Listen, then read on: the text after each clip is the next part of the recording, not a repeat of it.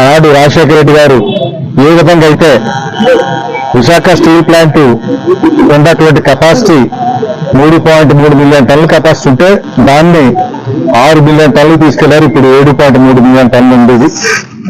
52 రోజులు అంటున్నారు.